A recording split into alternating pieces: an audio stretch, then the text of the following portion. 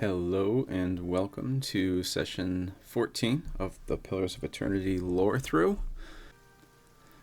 Last session we visited Stormwall Gorge and got our asses kicked a few times, so I don't think our party is actually ready for this part of the map yet, which I think means... yeah, it is time to head over to Defiance Bay. Before I do that, let's see where my stronghold is. Okay, so it just started the South Curtain Wall. So before I travel to Defiance Bay, just wanted to remind everyone, last session we defeated Radric, finally. Took a couple tries, but we defeated him even though we were wearing the Priest of Bareth robes, and not protected very well because of that, but you know, still worked. So Lord Kolsch is the new ruler in Gilded Vale, and yeah, then we came here and got beat up a whole bunch. So I think our only choice now really is to go head into Defiance Bay, and I believe that's going to take up a lot of sessions. There's going to be a lot to talk about in Defiance Bay, so I just kind of wanted to prepare everyone for that. There, I think, is like 5 or 6 sections, each with its own areas, obviously, to explore, its own lore to read, and its own history. So I think we have to go to the Adwine Bridge first, so we'll do that. I said Adwine, it's Edelwan Bridge. So let's head there, and then, yeah, we'll head to Defiance Bay after that.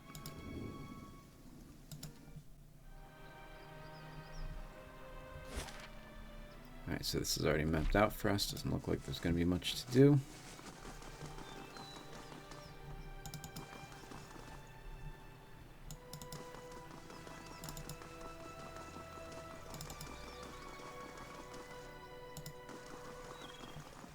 Justiciar. Welcome to Defiance Bay. Watch yourself in the city, understand? So this is Justiciar Forgaunt. Let's talk to him. Hail, traveler. What can I do for you? What can you tell me about Defiance Bay? Sorry, but I don't have time right now. But it sounds like that Dozens crackpot Rowan is stirring up trouble again. He jerks his head at the gate. He'd be all too happy to give you a rundown of the city, liberally flavored with Dozens propaganda, of course. The Dozens are one of the factions in Defiance Bay. When we meet them, we'll go into more detail about who they are and why they are called the Dozens.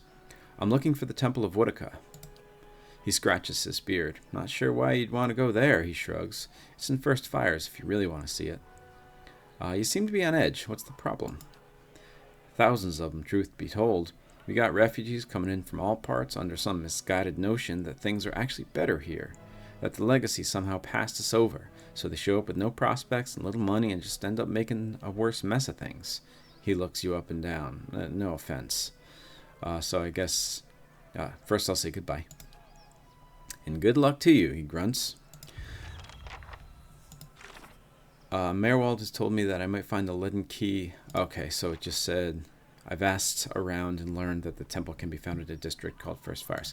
So it seems like Defiance Bay is receiving a fair share of refugees who seem to think that the curse of the Hollowborn is not present in this city, but the Justiciar just told us, yeah, they are. So.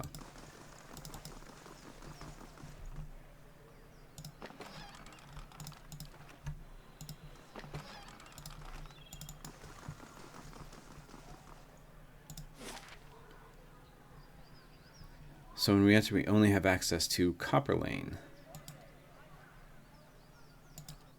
Defiance Bay, the city at the heart of the Deerwoods Revolution, now seems on the brink of another.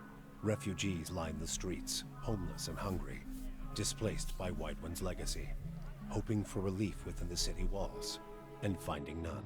Dissidents congregate to protest and to heckle, calling for an end to ennomancy and the ouster of their duke. The city's militiamen cast fearful looks as they patrol the streets, their hands trembling at the hilts of their weapons. The capital of a country that had not long ago incinerated a god now appears to be a spark away from sharing the deity's fate. Okay, so from the narration, we learned that Defiance Bay is not doing so well right now. There's a lot of trouble, which the Justiciar just kind of hinted at. And at the end here, we get a little reference to St. Widwin. The capital of the country that had not long ago incinerated a god now appears to be a spark away from sharing the deity's fate. So he's talking about the Godhammer bomb, how it destroyed St. Widwin and Aethas with him. And now Defiance Bay isn't doing much better than that and is at the brink of despair itself. Okay, so I think it would be beneficial here to, before we start exploring Defiance Bay a little bit, well, first of all, let's open the map. Because this is a city, so it's already mapped out all for us. So all of these dots are different places that we can go. So let's take a look at these. This again is in Copperlane. This is Goose and Fox. I believe that's an inn. This is the marketplace over here. It's an open air marketplace. This is Admeth Den Expedition Hall. I believe that's where the dozens are. This is the path to other sections of Defiance Bay. This is Pernisk's house. This is Lumdala's house. The Scrivener's dormitory. That's the path to First Fires. That's where we learned the Temple of Woodica is. The Hall of Revealed Mysteries is in the upper left there. There's some catacombs in the lower left, and the path to Brackenbury. It looks like some kind of amphitheater in the center here as well. So before we actually start exploring Defiance Bay itself, I feel like it would be beneficial to read a little bit from the guidebook about the history of Defiance Bay. So let's do that now. So looking at the guidebook, realizing that the reason this city is named Defiance Bay is because of the fourth and final, I think, conflict between the Deerwoodens and the Glenfathans, at least the historical ones, and which was called the War of Defiance. And because of the name of the war, this was named Defiance Bay. The city was named Defiance Bay after first being called New Dunrid. So we have only read so far up to the first conflict, the Broken Stone War, the war that was, or the conflict that was jump-started by a Deerin settler who knocked over an Audra pillar, angered the Glenfathans, and caused the conflict there. That was the first, and we have only read up to that so far. We have books for future, but for future conflicts, but we don't have the next one in line yet. So maybe when we get the third part of the Deerwooden history, we will go into a little bit more detail about all the conflicts kind of in order. And we are due fairly soon for another session where I do a lot of reading of some of the in-game texts. We did one of those a little bit ago, so I don't want to do it quite yet, but we are due for that at some point, and maybe I'll wait until we get that third part of the Deerwooden history. So for now, let's just explore Copperlane and see what's here for us.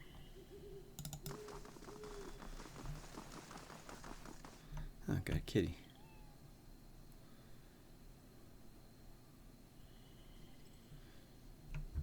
See if I could pick it up or something.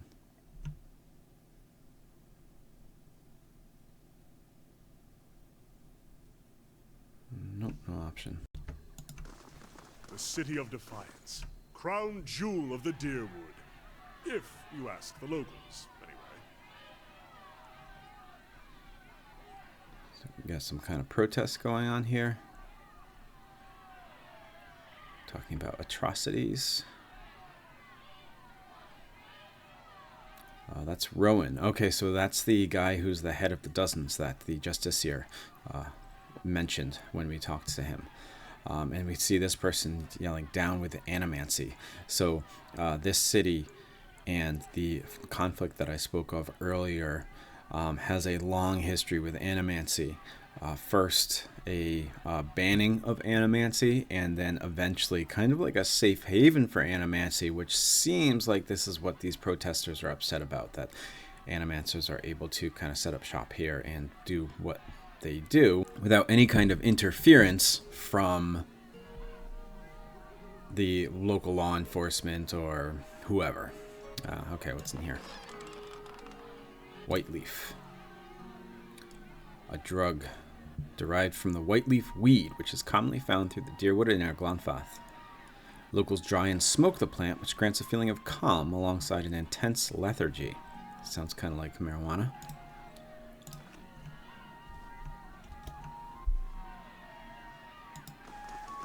See what Rowan has to say. Hail and well met. Rowan's arms are crossed, and his mouth is set in a grim frown as he watches the gathered protesters. He looks ready for a fight. He sizes you up. New in town, eh? You've picked an interesting time to visit Defiance Bay.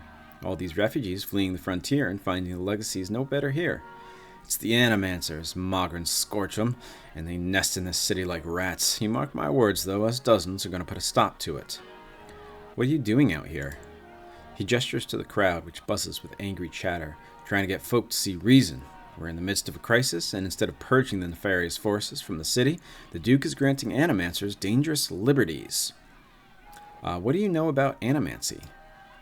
It's the study and the manipulation of essence, which any sane person will tell you is the purview of the gods. The Adirans, at least, had the sense to outlaw it, which is the only good thing you can say about them. It's not like magic, chanting, or the soul readings that those ciphers do. It's been around since ancient Ingwithan times, which is why you'll see animancers tinkering with old Ingwithan artifacts. Connor raises a fist, coughed discreetly into it. Half-truths all.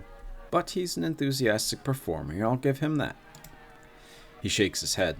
Trouble is, this is Rowan again, trouble is the Animancers got no idea what half those artifacts actually do. Not that they'll admit it. Talking about the pillaging of the Ingwithan ruins, taking artifacts from them, and just kind of being unaware of what they actually are. Our empathetic friend is correct about one thing, at least, Aloth says. So yeah, tell me about the dozens, Rowan. He taps his chest. We're an organization of interested citizens who want to free Defiance Bay from the dangerous influence of animancers and the tyranny of the aristocrats who support them. We also consider ourselves a militia of sorts, seeing as the Crucible Knights are little more than a flock of preening nobles in training these days. So the Crucible Knights are the other faction here in the city. I believe they are both kind of factions that take up arms to make things right, but both of them have a different idea of what is right. Adir, just like a militia, the dozens, except for the training and the discipline and the code of honor. Kind of implying that anybody can join this militia here. Doesn't have to be trained, they'll just take anybody. Rowan, his eyes gleam. And we're always looking to expand. The more people see things our way, the better for the state of the country. If you have any interest in hearing more, stop by Admeth's Den sometimes. The Expedition Hall. A lot of free thinkers in there. Can set straight all the nonsense the nobles and the Animancers want you to believe. Might even be some paid work there for motivated types.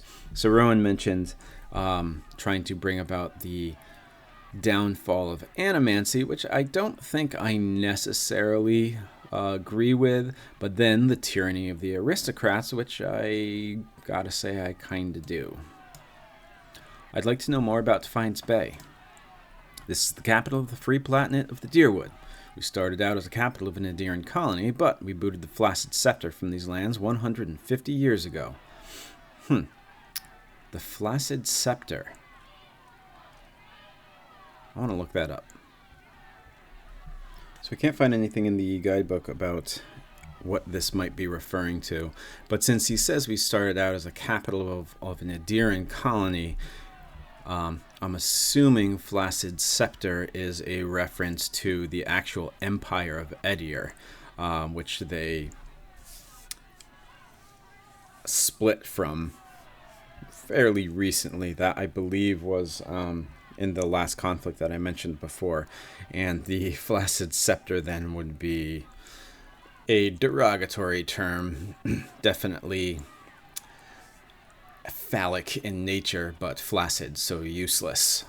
So that's kind of, and then scepter would also mean like kind of like a ruling thing. I'm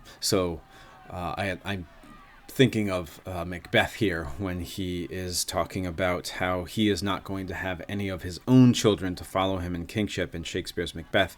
He said that the witches placed a fruitless crown upon his head and a barren scepter in his grip, so not able to have any children. So scepter here is a symbol of rule. It's something that rulers hold to symbolize that they are in charge of something, but also scepter is very phallic in nature, so it can also be a kind of symbol of your ability to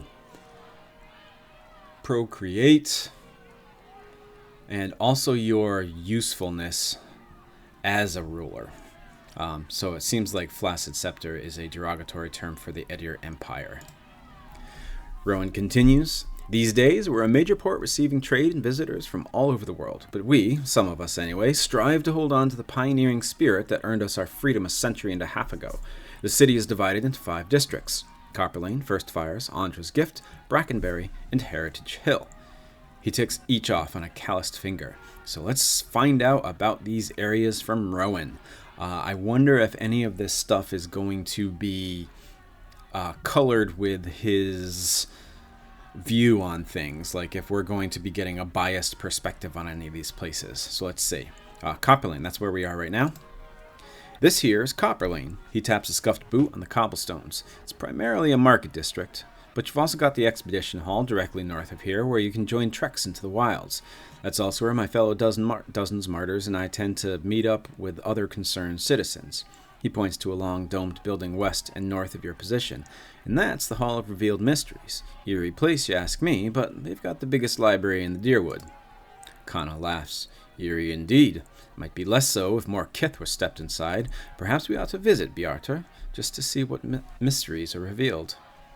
Tell me about Brackenbury. A noise of disgust rattles in his throat. Here comes the bias. The nobility that didn't sail back to Edir stayed there. Most of the families there trace their lineage back to old imperial times.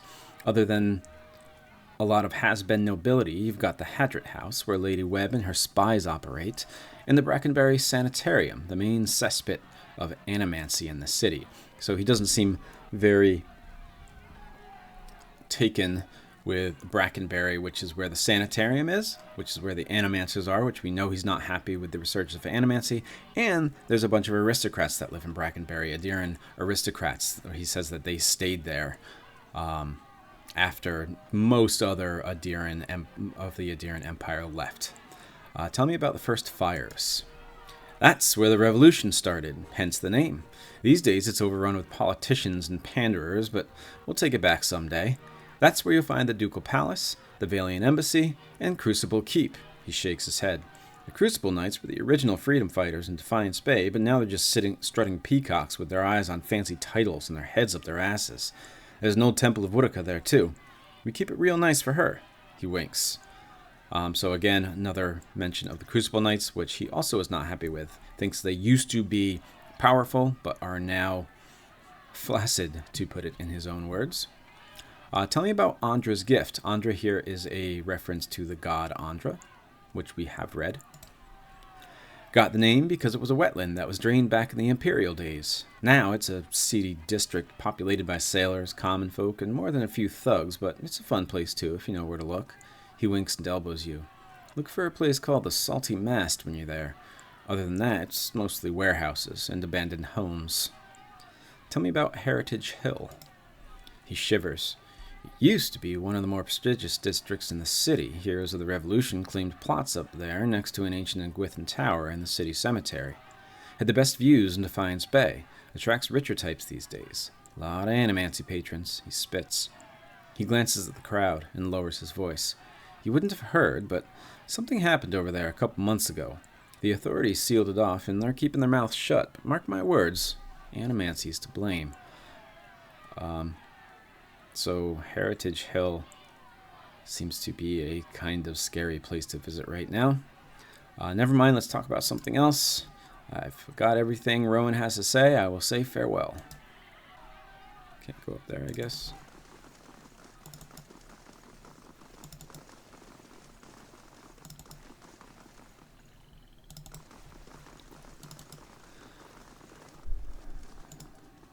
There's a refugee. I didn't want to come here, but my village wasn't safe anymore. Justicia. The expeditions out of Admeth's Den are just organized grave robbery. So those are the dozens that Rowan was telling us about before, where you could go on expeditions to explore things, but he's just calling them grave robbers. Wonder if that also is in Gwithin Ruins. Seems to be a lot of that going around. Can't I read that? The Goose and Fox. So let's go in here.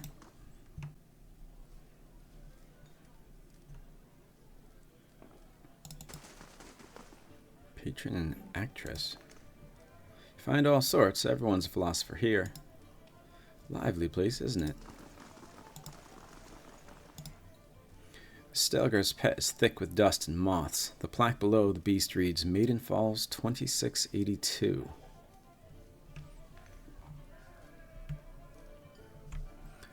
So it's like a stuffed Stelgar. I'm not going to read about them right now because we'll run into them and have to fight them later in the game. Stealing. Errol of Levi looks on enigmatically from the canvas.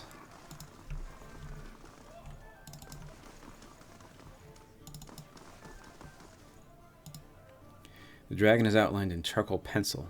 The thick, jagged lines, the faint smell of sulfur, suggest that the artist completed this sketch in a hurry.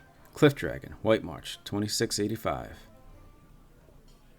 Take a look at it there. You can kind of see like a dragon lounging or something in there. Got a mercenary. Let's speak to this person. Kenra. A woman sits by herself, spinning something on the table in front of her and watching it with furious intensity. It's about the size of a coin, and it wobbles over a crack in the wood with a metallic rattle. She snatches it up with one hand and slams a half-empty cup down the table with the other. This is not a good time. What are you doing here? She takes a long drink from her glass. Just trying to calm down and trying to talk myself out of something foolish. Something foolish? She says nothing for a few moments, as if hoping you'll leave. At last, Kenra looks up at you, and lamplight falls across her face. A purpling bruise is blossoming along her cheekbone. There's something I need to give to my fiancé, Pernisk. Only he doesn't seem to go anywhere without his new friends, and they're not exactly pleasant company. Who hit you? She shakes her head. I know how this looks, but you don't understand. It's not like Pernisk. It's these new friends of his. They've brought out the worst in him. Pernisk, I'm remembering, as one of the map markers that we had outside in Copperlane. We had Pernisk's home. Tell me about these new friends. They come into our house with their dead eyes and their black teeth. I'm not a fool. I know what it means. Pernisk makes me leave when they show up, but it's obvious what they come to do. Last time they came, I told them to get out. Let them have their fun somewhere in the gift, but not under my roof, Andra's gift. She scowls and then winces, her fingertips gently probing her bruise. Svef changes you, I guess. The Pernisk I knew wouldn't have squashed a spider. I never thought he'd... She trails off, still feeling the swollen, discolored flesh. Svef is a drug, so it seems like her husband has a bunch of friends that just kind of do Svef together, and it's caused him to become worse and worse as time goes on.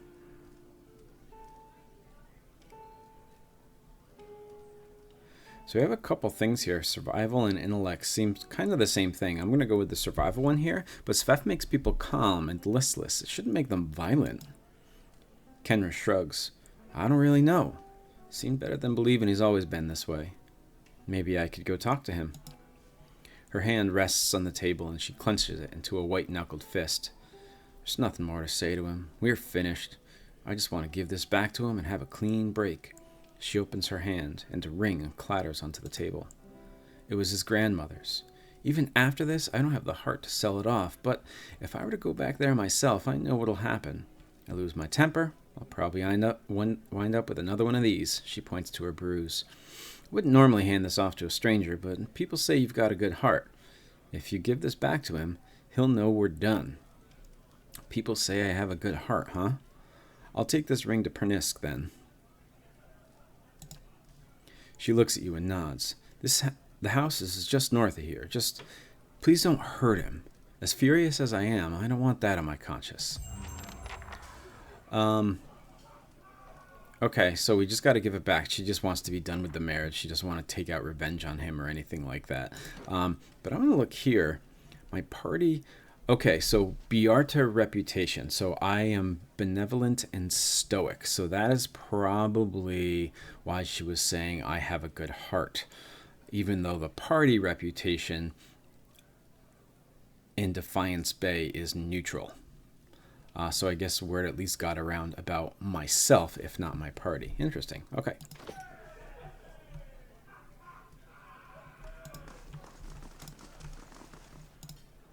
A dwarf and an Orlin debate philosophy on the other side of the curtain. Oh, so there's actually people back there. The painting depicts Glenfathan ruins, and the canvas bears the rough brushstrokes of a talented amateur. Ebrel's Well. 2665. Can't really see that one.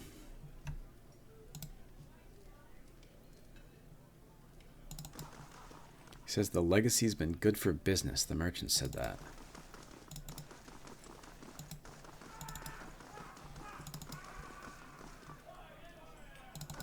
Seems like somebody in this bar is very happy. I can do that. Laughing a lot. It's the bartender's ring. That's stealing, though. I don't think Biarta is a thief. At least not from people who haven't done him any wrong. Alright, let's talk to the innkeeper bishop. Hail and well met.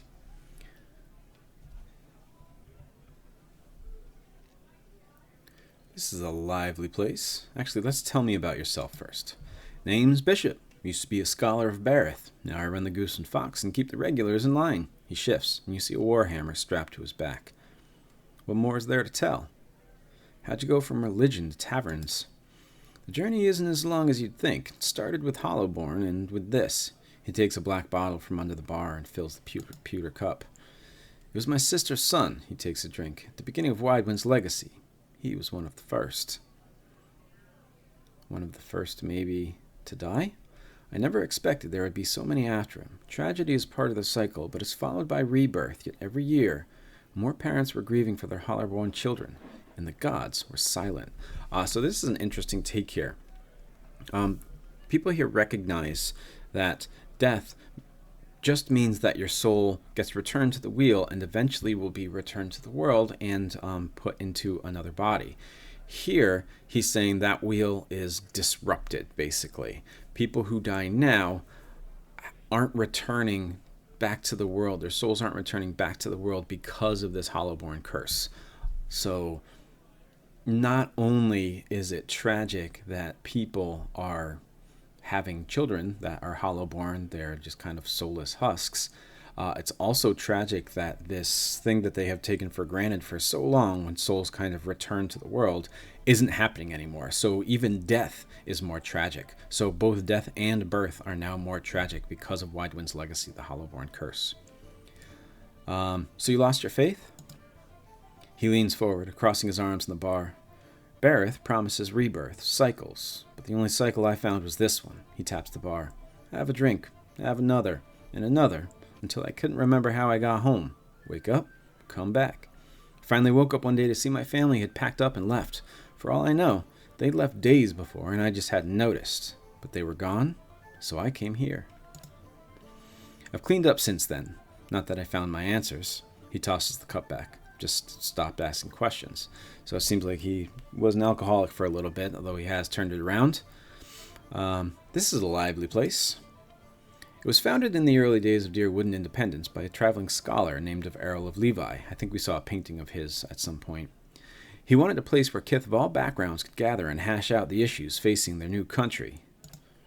He rests his elbows in the polished wood of the bar. It didn't take long for the place to fill up. Brackenbury aristocrats argued with dock workers from the Gift, while soldiers wrangled with politicians. Dear Woodens have never been known to turn down an argument. He takes a sip from the tiny cup. What happened next? Soon, kith were coming from the farms and settlements, too. He waves at the door as if expecting a crowd to bustle in. This place got even more popular with the Valiant sailors than the salty mast. And that was the problem. He drains his cup. No matter what people say about fair-mindedness and civil debate, there's only so much people will tolerate. Errol found himself on the wrong side of an argument with the wrong Thane, and when he disappeared a few days later, some said it was the work of that Thane. He shrugs, spreading his hands over the bar as he surveys the room. But Errol knew which way the wind was blowing. If you ask me, he skipped town, hid out somewhere, hoping for rational minds to prevail in Defiance Bay. He cracks a wry grin. If only he could see it now. So this place was built to be a kind of like a meeting place where anybody could talk with anybody about local politics, and the person who built it seemed to have gotten the wrong side of a Thane, an important person here, and who knows what happened to him after that. Let's see what his rooms cost.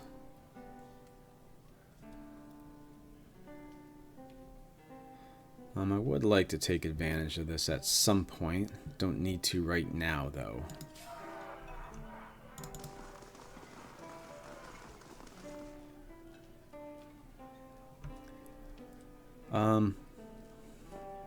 Okay, so I think because we went through Radrick's hold and we were posing as a priest of Bareth, and now the bartender here, Bishop, mentioned that he also used to be a follower of Bareth. I think now would be a good time to read about Bareth, one of the gods. Before we do that, though, I just noticed that Adir has a thought bubble here, so let's talk to him. The dozens. Pretty sure you won't find one among them who stood within 100 miles of that bridge when the Godhammer went off. Too bad, too. Then there'd be less of them. So now we are going to get another point of view about who the dozens are from Adir. It seems like he's suggesting that the dozens kind of take credit for the Godhammer bomb, but really none of them actually had anything to do with it.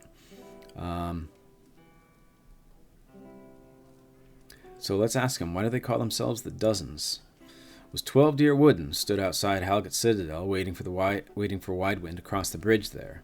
They had to hold him there long enough for the Godhammer to detonate. So that's what they did.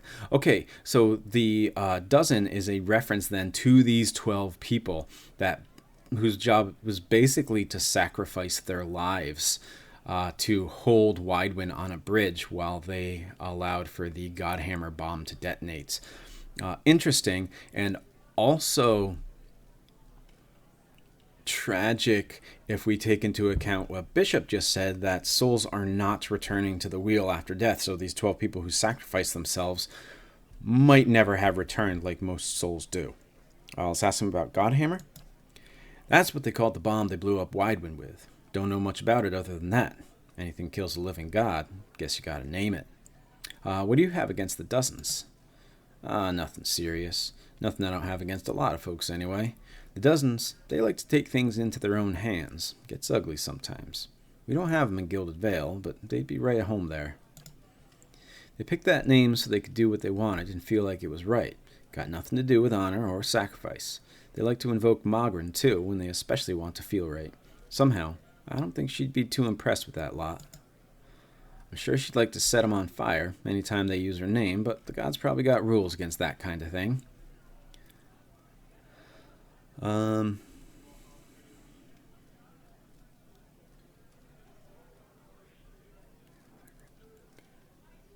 must be plenty of other groups that are better reflections of the figures that inspired them. Sure, I just can't think of any off the top of my head. I shouldn't say that. There's a group of Aethasians, the Night Market. They still do right by their god. Helped get a lot of people to safety during the purges. I believe we talked about the Night Market before. They're easy to forget, though, because you have to work in secret. You can thank people like the dozens for that, too. Let's continue on. Good idea. Okay, let's find Bareth now.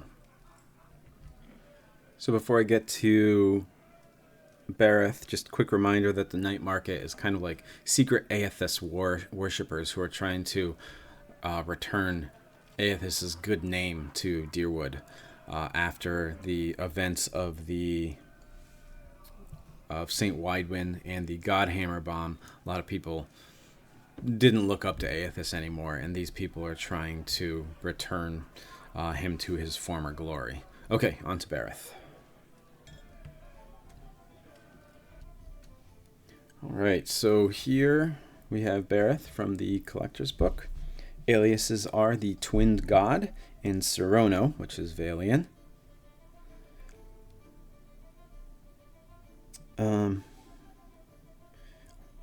Looks like Bunin Iancu, or Encu e Bunin, which is Glanfathan. It doesn't have a translation for that, so I don't know what that means. She is also known as the Pallid Knight, or the Usher. Her portfolio is cycles, doorways, portals, mortality, death, and inevitability. Her allies are Remergond. It says possibly, so maybe not. Her foes, she does not have any foes. And when it says foes in this section, it's talking about other deities. And her symbols are a keyhole, a jawless skull, or a skull incorporated into a doorway or keyhole. Called Bareth in Adiran and Serono in Valian, it is the god of cycles, of doors, and of life and death itself. It says here, it, in reference to Bareth. People commonly place or carve a figure of Bareth in doorways, windows, and other portals from one place or another, figurative or literal. People commonly refer to Bareth using neutral pronouns like it, though specific manifestations, for example the Pallid Knight, who appears female, are often gendered. So interesting, I must have been remembering Bareth from the second game presents as female, but here it's saying that they're pretty gender neutral, and they actually, when they talk about Bareth, they say it. Interesting. In Erglanfath's ruins, explorers have discovered two common figures, Bunin e Ancu and Ancu e Bunin, which means life and death and death and life, respectively. So that's what that means. Semi-skeletal female and male figures who occupy positions opposite each other in doorways, like a twin display of the split aspects of Bareth or Cyrano. So this idea of the twinned god, Bareth is actually both male and female, depicted in a circle to represent the cyclical nature of life and souls and death and souls. Bareth has a relatively small priesthood, in part because it does not speak often to its members. However, Bareth has many, many petitioners and occasional followers. The Pallid Knight is a manifestation of Bareth that has appeared in legends for at least 3 centuries. In these legends, someone escapes or otherwise cheats death and encounters or is pursued by a gaunt female knight in black armor with black hair and eyes and milk-pale skin. The knight demands an impossible-to-pay toll for traveling on her lord's road for too long. The implication is always that the person has overstayed their welcome in the mortal world, and it is time for them to move on. Sometimes the person surrenders to the knight, sometimes they attack the knight and wind up killing themselves in the process, and sometimes they flee from the knight and stumble into the Usher. The Usher is a very old manifestation of Bareth. In stories, he often appears much more obviously supernatural than the Pallid Knight, with skeletal features, or simply as a walking skeleton. So where the Pallid Knight is a female depiction of Bareth, the Usher is a male depiction of Bareth. The Usher is typically human, but occasionally appears as a dwarf. Unlike the Pallid Knight, the Usher never speaks, but simply creates a circumstance for the unwitting and unwilling to march to their doom, sometimes directly to their own grave. Sometimes these manifestations appear alone, but often they are paired with the Pallid Knight blocking the way, and the Usher opening the door to the afterlife. The Pallid Knight is a more martial and confrontational figure, in part because she also speaks, while the Usher is more subdued, inviting, and occasionally deceptive. So Bareth seems to have many personalities, at least in stories. They are both a knight and a kind of quiet usher to death. But I like this god because when we usually think of death, it's usually like kind of dark, where Bareth more represents a cycle and hope in death and rebirth rather than just simply death and the end of things. So I've always liked Bareth as a god, and now we know a little bit more about them, or it, whatever you want to call it. Okay, let's move on.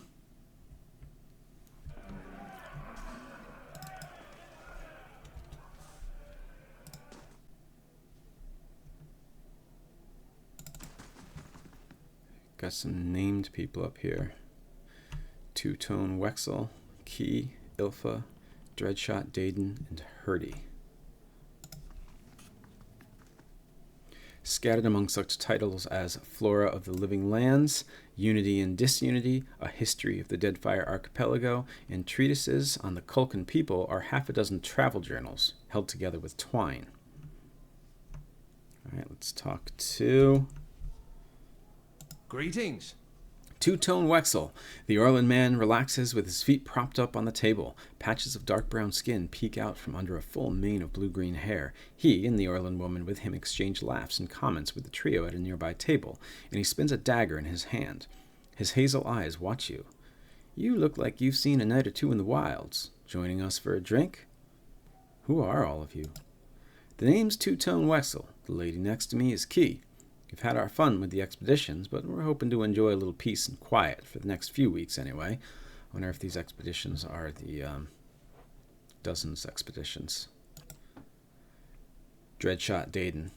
A man at the next table nods at you. I'm Dreadshot Daden. This is Hurdy and Ilfa.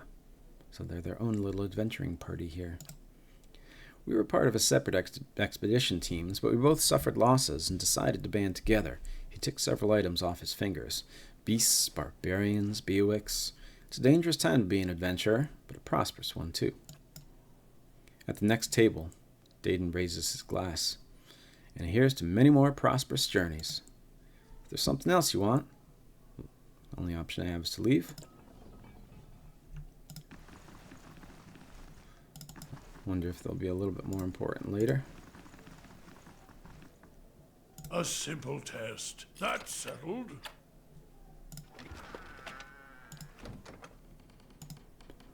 Old Valia, Southern Coast, circa 2670 AI.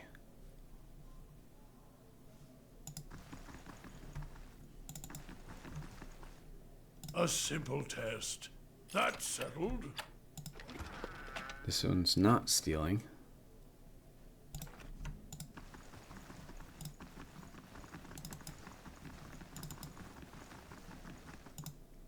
The pages of these old books are crisp and fragrant with the salt of a sea breeze.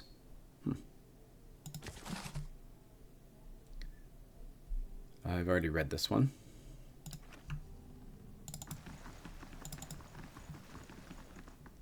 A simple test. That's settled.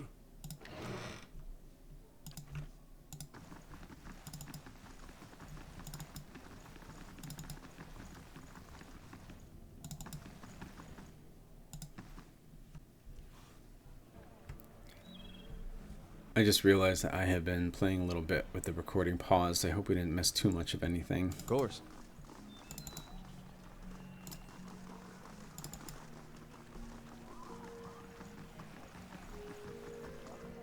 Here's Gordy. Psst, over here, mister. A young boy watches the passerby and counts a grimy handful of coins. His face and arms are smudged with dirt, but except for the grass stains, his clothes are in good condition. As you approach, he blinks and makes a quick, furtive effort to pocket his coins. Hey, mister, want to know a secret? He wipes his nose with a sleeve. I know a real good secret. Sagani says, Careful, I've traveled a continent and the hardest bargains still come from my 7-year-old. So first of all, I like that comment. Second, this part was one of the parts I did when the recording was paused, and a deer had something to say here instead. So I guess this is just kind of like randomized who's going to chime in on what they think about what people are saying. Interesting. Okay. Really? What is it? He shrugs and clasps his hands behind his back, kicking a loose pebble.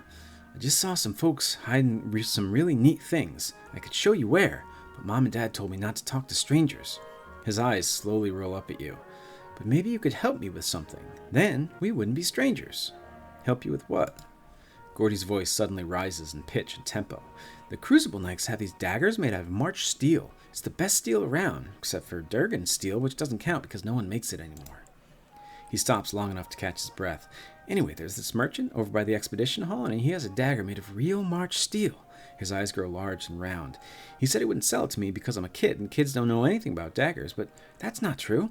I know lots about daggers. I know about the different kinds of steel. I know how the Crucible Knights make them in a forge. I know that the tip can pierce low-gauge scale armor, and that one that's good and sharp can cut right through bone. See, I know plenty about daggers, and I really, really want this one. And if you could just get it for me, I promise I'll never, ever ask anyone for anything ever again. Sagani says, in Masuk, we began training our daughters with the hunting knife as soon as they can talk. Many can field dress a hare before their 10th birthday. She frowns. I wouldn't trust this kid with a butter knife.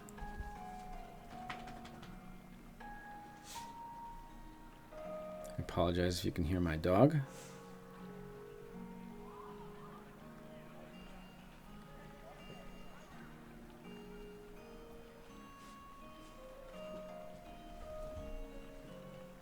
I don't know if I should scold him.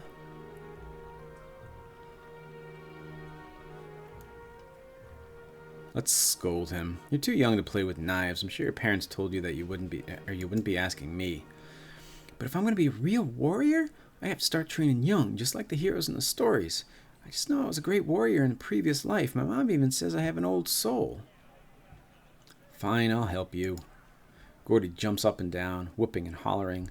I knew a real adventurer would understand. He points to a large building. There's a big merchant over by Admeth's den who sells weapons. He's the one with the dagger. I'll wait right here for you. His gap-toothed grin stretches from ear to ear. I don't know if this is a good idea.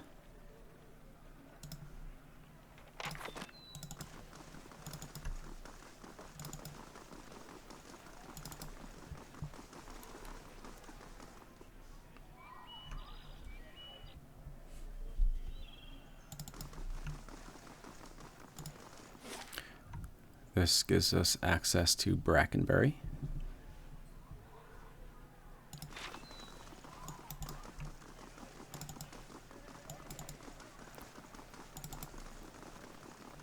I believe this is to the catacombs over here.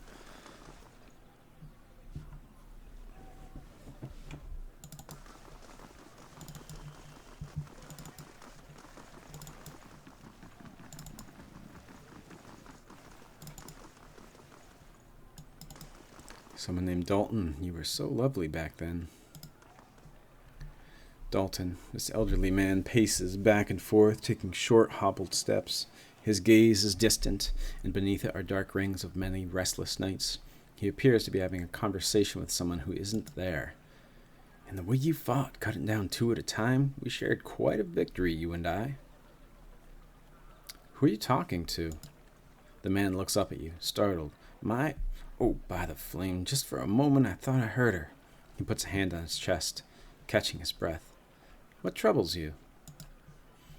Just the memories of my youth, the Northwatch Rangers, trials and adventures from a lifetime ago. He shakes his head. Of late, the memory of lost battles and fallen friends has been especially vivid. Tell me about these memories. It's been nearly 60 years. We were known throughout the Deerwood then. We thought we'd adventure together forever, collecting coppers and inspiring songs. The wrinkles around his eyes deepen. That was until we faced Helig of Thane. He was a wizard whose experiments in necromancy left a trail of bodies, some reanimated, from Solace Vale to Midwood. We tracked him as he fled towards the Valian republics, catching him just west of the Lake of the Drowned Tombs. So interesting, he mentions necromancy here. I thought animancy was kind of like a replacement for necromancy in this universe, but it appears that there are both animancers and necromancers. We were fools. Seasoned as we were not prepared for his foul magic. Our numbers were nothing against his power. A wiser man would have ordered a retreat. Not me. By some curse of gods, I was knocked out, and when I awoke, my rangers, my Rowena, they were all dead. He holds empty air in his arms. Who's Rowena? My friend, my comrade in arms, and my love. We'd planned to adventure together until we grew old enough to settle down and enjoy our fortunes. Young as we were, we couldn't imagine anything would tear us apart. I know this sounds like an old man's madness, but I hear her. A voice just over my shoulder calling to me in my dreams. At night, I see her wandering the catacombs beneath the city, trying to escape. Foolish as it sounds, I can't shake the idea that she's somehow down there, waiting for me. I've even ventured below, though it damn near cost me my life, he hesitates. Were I half the warrior I was in my youth, I'd search every grave and rat hole. As it is, I'm stuck with this feeble body and the agonizing notion that my love is somehow down there, beyond my help. I'll search the catacombs for a sign of Rowena. Tears spring to the old man's eyes. There's an entrance just southwest of here, on the other side of the canal. He sniffs and wipes his eyes. You are truly a gift from the gods. If there's anything you can find of her. Got a new quest, voice from the past, to go find Rowena in the catacombs, which we just passed.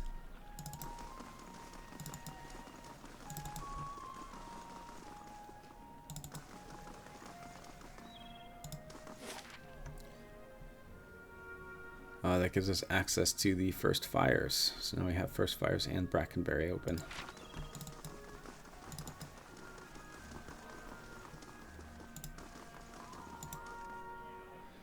Grimda's especially cranky today, and that's saying something.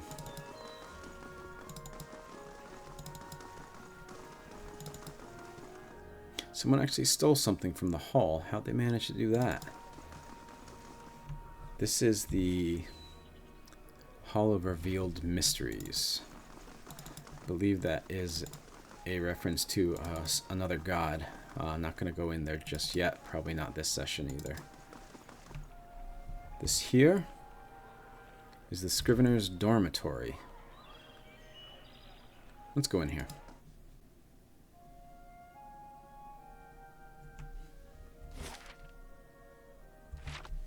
Okay.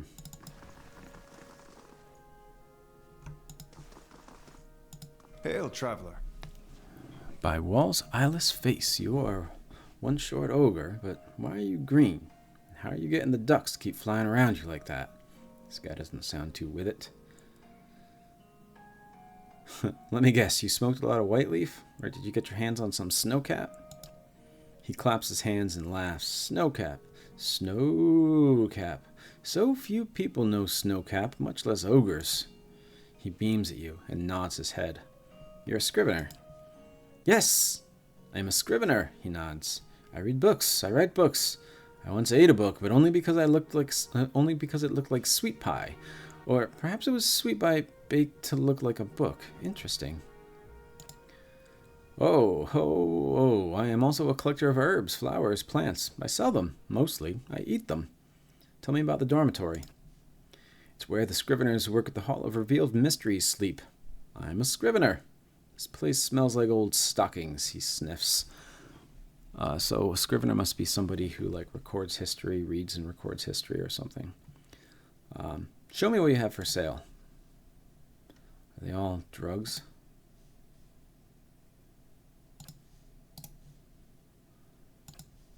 Caragolin, Snowcap, Ripple Sponge, White Leaf, Goldratt Chew, and then some herbs down here. So all of these ones up top are drugs.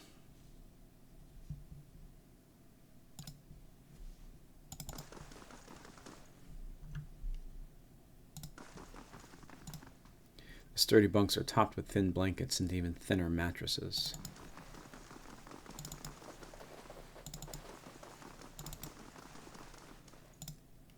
A rancid stench rises from the basin. The dishes at the top of the pile are flecked with morsels of meat and cheese. Those at the bottom are coated in a slimy fuzz.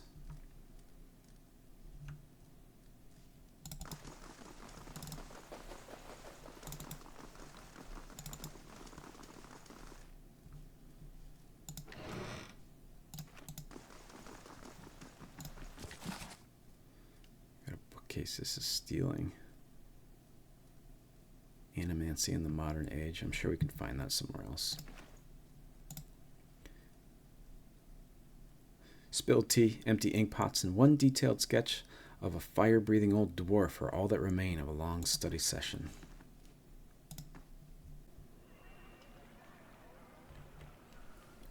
Alright, I think it's kind of a weird place to stop, but time-wise, I think it's the right place to stop.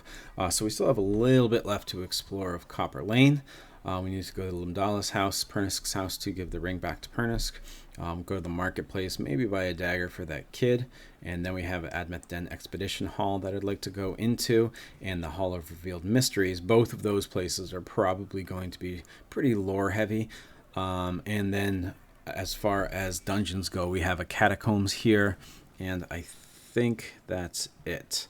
So maybe we'll finish that up next time in session, whatever the next session is now. I think 14. But yeah, as always, thanks so much for watching. Do all of the YouTube engagement things. I would really appreciate that, especially comments on your thoughts on these sessions, what I could do more of, what you like, those kinds of things. So yeah, we will see you again in the next session, and thanks so much for watching. Bye, everyone.